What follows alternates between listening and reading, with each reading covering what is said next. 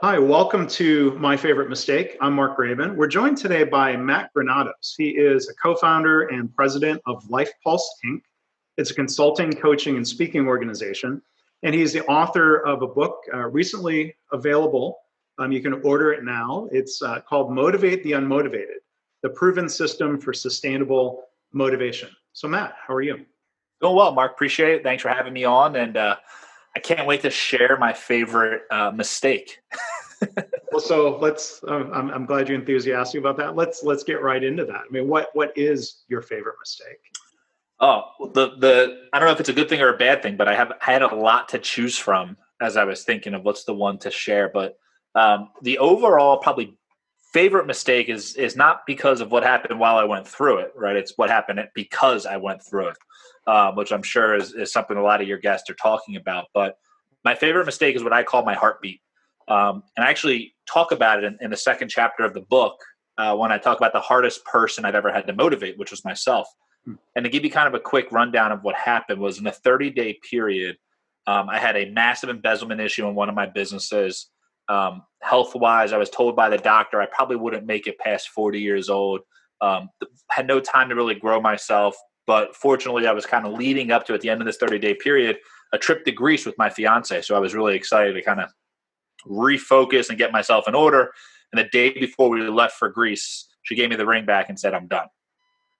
So needless to say, I call it my heartbeat because our company LifePulse is all about bringing intentionality back to life.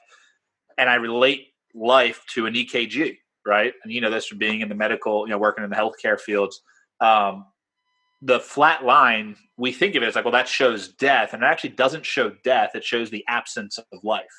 When you see a flat line on an EKG, our lives look a lot like an EKG if you were to map out all the ups and downs that we go through. And this was a low point. It was a heartbeat. It was the lowest part of it. But the goal of it is to get ready to come back up. So I'm excited to share about what we learned from this mistake, because that's what sparked the entire company LifePulse, which now travels all over the world, consulting companies from Google to Twitter to the United States Air Force, all the way down to individuals, stay-at-home moms, one-on-one coaching. We do it all, which is somewhat of a headache as well. Maybe that's my next future biggest mistake. But we enjoy doing what we do, and that would be the biggest mistake I've made. There's many more that I've made, and I always love, again, the results we get from learning from these mistakes. Yeah. So thinking back to that moment in time, can you tell me more about like what was the mistake? There were some bad things that happened there. Yeah. So the mistake was responded to it, or go ahead. The mistake was I was the last to know because I wasn't paying attention. And I think a lot of times we live our life focused in the future or sometimes in the present, but rarely in a reflective way and much more of a reactive way. And one of the things after I learned this experience was I was the last to know, right? I was the last to find out my employees were stealing. Everyone else in the company knew besides me. I was the last to find out about my health, right? The doctor could have called it. Anyone who saw my lifestyle could have called it, but I didn't see it because, look, I was just grinding away. That's what I do. I grind, right? That's a very hot word these days on social media, which drives me nuts because if you're grinding away, by the time you get down to the grinding, you have nothing to share. You're grinding yourself away, and that's what I did. And then from a relational perspective, I go into it in a lot of detail in the book because for 4 years of this relationship, we never argued. And for me, that's a good thing. But in reality, if there's no argument or no disagreement in a relationship, one of two things is happening. Either one, someone doesn't care, or two, somebody's steamrolling. And ours was a little bit of both. I was steamrolling. She was kind of out of it mentally, and therefore the relationship didn't work. So the mistake I made was I wasn't taking a personal inventory on a regular basis. We call that our pulse check. So every week now, what we do, and this is in our kind of our 9-part planning system. For those who are watching the video, you see it sitting over my shoulder right here. But we see, okay, how are we doing? Scale of 1 to 10 last week in the four, we call them the 4 vital signs of fulfillment. So that's internal, physical, relational, and professional. And I never took a step back to go, all right, how are we doing? I assumed we were doing good. In the moment, I was reacting to what I needed to react to, and I was thinking about the future. It's always going to get better. But I was never taking the time to go, hey, did we do anything to like enjoy each other? Like even when I talk with my current wife about my past relationship, she's like, what did you guys do that you guys like to do together? And I can't even give her an answer. I mean, that's how disconnected I was with that whole thing. Looking back, if I was to check my inventory on a regular basis, I probably would have caught this before it got to the multiple six-figure level that it got to for this embezzlement. If I was to check my vital signs, my physical vital signs, literally on a weekly or monthly basis, or was checking my weight, all of that good stuff, I probably would have seen what was happening in my body a little bit faster. So now every week we do a vital check, and then that way I can readjust this current week based on what happened last week. So if I'm speaking or traveling and I'm speaking multiple times in a week, I'm not going to be the best in my relational life because I'm traveling. So when I come home, my wife knows we're going on a pretty good date night because we have to reset that part of our life. And that's what I learned from that mistake. So to answer your question a little bit faster, what did I do wrong? I didn't check myself. I just kind of went with it. I didn't really analyze like you should anything that matters to you. I just assumed it was going the way it should be going because it was moving versus actually checking it, make sure it was moving well. Yeah. Well, and thank you for talking through that, because one of the main themes here is learning from mistakes and adapting. And it sounds like that confluence of events, both professional and personal, sparked you to reflect and think about some things differently. So is the book and some of the work that you do now a culmination of that reflection and those adjustments that you made? So basically when I hit that rock bottom was I needed to find a way out. I had this multi-million-dollar business. I was probably 24 at the time. So I'm this young kid with this really successful business on the outside. So I have this image I need to live up to. I have employees that are expecting a paycheck. So now I need to live up to that. I have this fiance right now that I have to live up to, but internally I was an absolute train wreck. And I couldn't think much further than a week. And something kind of just came over in my head, was like, just make it to next week. Like give yourself a small goal. Don't think further out than next week. Like get to Sunday and then we'll reset. So I started doing that. But I was like, all right, well, what do I do during the week? How do I get my head on straight?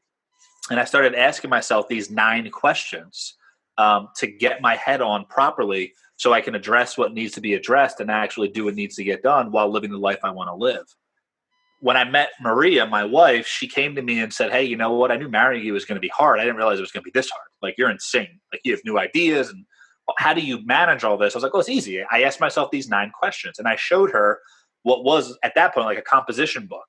And she's like, well, this is really interesting. Can I do it? Can we do it together? And still to this day, outside of her saying, yes, she's going to marry me, it's the sexiest thing she's ever said to me, right? Because I'm a nerd about this stuff. She wanted to use my system, and we started using it together. And I was amazed not only how disconnected I was with myself, but how disconnected I was with everyone else around me. I thought I knew what she wanted, but I had no clue. So it's all of these things of sitting back and getting ourselves out of our own blinders to go, wait a minute, maybe our view's not the only view, right? Our perception is not necessarily reality. So that was the big eye opener that came of this whole thing. So these 9 questions are what I asked myself to focus, which led to this style of planning that we teach that we call reverse planning, where we schedule what we want to do, then we list what we need to do, but then the key is we only do what is important. And that's what allows us, and me most importantly, not to mistakenly disregard my family for too long, or disregard my work for too long, or my physical body for too long. And the key there that I found from this mistake is too long. Is it's okay to be off balance. Like, you're never going to have perfect balance in your life. Right. And that's the thing. Work-life balance is something in our book, we throw out that term. We call it work-life integration. Like, we need to be one whole. And that's what tends to happen. And Maria had this thing one time we were talking, and she said it, and I thought she said it so beautifully, is, balance in life is not equality, right? It's not you're equal in every area. It's that you're giving the area the attention it deserves. So, and that's what's kind of stuck with us, because look, I can't be a perfect husband 100% of the time. I'm going to make a mistake. But if I make up for that mistake on a weekly basis and adapt on a weekly basis versus 20 years go by, our kids go off to college, and Maria and I are sitting here going, do we even like each other? Like, who is this person I'm sitting across from? And there's a lot of people that deal with that because they're not taking the attempts at the time. People don't become overweight in a day. It's a lot of small bad decisions over a long period of time causes you this end result that if we can just adjust it on a weekly basis, it's this, trajectory, it's basic science, it's physics, just with your life. Sure. And again, we're talking with Matt Granados. He is the author of Motivate the Unmotivated, the proven system for sustainable motivation. Maybe, kind of talking more about the book and, are there mistakes that you've made or you see other people make in their attempts to motivate others in the workplace? Yeah, and the book is full of my mistakes. I mean, that's where, we learn from experience, we teach from experience. So there's a lot in there. You'll look at me and some of you will feel bad, some of you will be laughing. But either way, the biggest mistake that I was making, and let's just talk about a more recent mistake that comes when it comes to motivating somebody. My daughter, Natalie's 3 years old, and she has a very rare genetic disorder.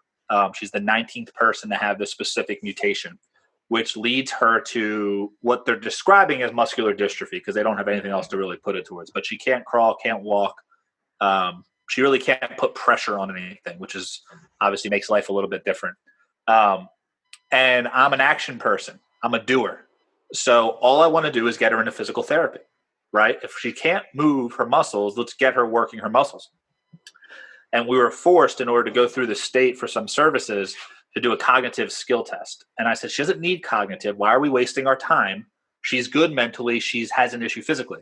What we found was she was less than half her age physically, almost twice her age mentally. So the mistake that I was about to make would have destroyed her competitive edge for the rest of her life. And what happens is we try to fix problems in people. Our philosophy, which you'll hear in the book, is to manage your weaknesses and leverage your strengths. So with Natalie, the way I'm teaching my daughter who can't physically walk how to walk is by using her cognitive ability to take her left hand, press it down on the floor, straighten her left elbow, and pull herself up. And she can mentally get her body to do it. She just can't put the weight on it, which the only way to build muscle is to use them. So that's the biggest mistake as far as that I almost made, that fortunately I actually went back and reread my book when I heard about what's going on with Natalie, which is actually pretty ironic, right? I wrote it, but still there's times where you have to keep refreshing yourself. And that would have been the biggest mistake. The biggest mistake I see others make is they use fear-based motivation versus love-based motivation. Right. And that's the part in the book that we talk about where fear is by using force and love is using understanding. Now, do me a favor, if you're hearing it going, I can't deal with the love stuff. This is not like the gushy love stuff. This is real love stuff. And if you have kids, there's very little gushy love stuff about it. It's pretty intense. But people think that fear-based motivation is more effective and takes less energy. Now, look, if I put a gun to somebody's head, I can make them do things quickly. But the second I remove that force, that fear, they're going to run the other way. And we've seen it happen throughout history, right? You have dictators who come into countries who've done some terrible things. When they're removed from power, the country changes. You have other people, Martin Luther King, Gandhi, Mother Teresa, who have come in and when they were removed from power or passed away, all of a sudden their message got stronger. And why is it? It's because love-based motivation is based on understanding and making sure that you understand what is it the individual wants and then how do we get it. Yeah. So the second mistake that we find when it comes to motivating people is we try to give them what we want. So for example, I want more money, so therefore I'm going to give Mark more money. Well, Mark might not want more money, but there is something Mark wants to do with that money. So we dive deeper when people start asking for compensation and money and all this stuff. Say, what does he want to do with the money? Well, I love running marathons. Perfect. Then we're going to start buying you shoes for you hitting your goals at work. And we start getting more value for the reward we're giving than just a flat dollar-to-dollar transaction. Nowadays, the biggest competitor right now for hourly employees is the government. They're making an extra $600 every single week. And if all you're doing is a paycheck to them, you cannot compete with free money. It's impossible. So instead, we compete with value, right? There's two ways you can compete in business. We do the same thing with our with our employees. So every time our clients who we bought that new pair of shoe this quarter because they hit their goal that cost the company maybe $150, and those are some pretty nice running shoes. Every time that person straps up their shoes, they're thinking about the company. They're thinking in their head for that 10, 15-mile run, because they're a pretty avid runner, about the company that bought them that shoe. So that $150 would have been literally forgotten or spent on an expensive dinner, or for the next 90 days is a constant reminder of the goals they're supposed to be hitting. Yeah. So that comes down to this term we use. We call it PVTT. It's personal value tied to task. If we can find what that personal value is, that we can tie it to that task, the individual will be self-sustaining, and motivation will be something that will happen naturally. Mm-hmm. Yeah, well, those are all great examples. And earlier you used the word assume. Yeah. I think it's interesting to reflect on mistakes that I've made where there was some bad assumption being made. Yeah. An assumption, like you were saying, like an assumption that, if I heard you correctly, an assumption that a cognitive assessment for your daughter was looking for problems instead of looking for strengths that she had. Or assuming that the same thing that motivates Matt also motivates me. Or assuming in a relationship, assuming what customers want in terms of our products or our services. So that's a really interesting thing to think about. Like, what assumptions are we making, and what mistakes does that lead to? How can we get better about checking our assumptions, or at least being more careful with them, right? And the thing I always have people do is say, look, if you haven't heard the answer, you don't necessarily know the answer. Like that's a great way to check yourself. If you're assuming like, well, I think they want this. Well, have you asked? Well, no. Well, then you might not know. Like, it's a very simple understanding. So our system that we do, it's called motivation management, where we come into companies and we find those answers, and we find them in a very quick way, asking 3 specific questions that allows individuals to express the answers without going too deep, getting a little too out of control, right? Because sometimes, you're doing these meetings and all of a sudden you become a therapist, and that's not the goal of this. But finding out what they want and what they truly want. One of the mistakes people who are trying to be motivated, we call them the motivatee, makes, is they don't know what they want. Mm-hmm. They think they want money because that's what they've always been told. If you get money, you're going to be happy. Exactly, right? So we need to not only ask, but we also need to coach them to come to the right decision, not coax them, right? We don't want to try to get them to come to a decision, but we need to coach them to discover it themselves. And if we let them discover what motivates them, and then we let them discover what they're willing to do to achieve that, we give them that package and say, here's what you said you could do. Here's what you said you wanted if you did that. Do you see any reason why you couldn't achieve this? And they go, I could do this. And they go off to the horses. Yeah. Well, really, really great points, Matt. And again, congratulations on the launch of the book and the success that you're having with that. Again, our guest has been Matt Granados, author of the book available now, Motivate the Unmotivated, The Proven System for Sustainable Motivation. People can find the book through Amazon. They can also order it directly through you, if you can tell people what you recommend if they want to check out. Yes. So first off, if you guys are interested, Mark, obviously you go to our website, LifePulseInc.com, and you can get all of the stuff that we offer. The one thing I like to offer, Mark, whenever I talk with somebody who I actually enjoy, and I know that we agree philosophy-wise, which I appreciate what you do, is offer a gift to the listeners. So if you were to go to LifePulseInc.com/pod gift, PODGIFT, I'm going to have to get a little bit creative and think of what we're going to offer.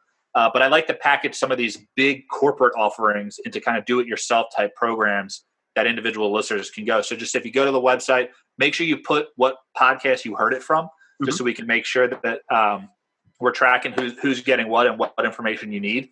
But that would be the best way to get a hold of us and actually get access to the book. And the book comes with that as well. But we'd love to help out anyone who's interested with any of the stuff we have. And Mark, I appreciate what you're doing and bringing to light that, look, all of us have mistakes. Like our podcast that my wife and I do, we call it REALationship, where we literally come together and we solve our current issue for that week without editing the podcast. Okay. It's not easy all the time, and it gets pretty aggressive back and forth. But what I find is when you actually are able to uncover your mistake, you're able to do what I call is find the growth, and you see the growth opportunity. You can now actually see that mistake as a blessing versus a curse. And how do you grow through it based on what you learn? So I appreciate what you're doing here, unraveling that for people, because I think everyone needs that on a more regular basis. No, well, thanks, Matt. I'll make sure we put a link to that in the show notes and in the Awesome. YouTube description. We'll point people to your podcast as Awesome. well. And I appreciate your openness to share, about mistakes. Like you said, we all make mistakes, and I think the key is, hopefully not repeating the same mistakes, learning from them. I think that makes all the difference, right? Absolutely. Well, I appreciate it very much. Yeah. Well, thank you again. We've been joined today by Matt Granados, co-founder and president of LifePulse Inc., and author of the book Motivate the Unmotivated: The Proven System for Sustainable Motivation. Matt, hey, thanks again for being here. I hope you don't feel like it was a mistake to come on the podcast. No, not yet.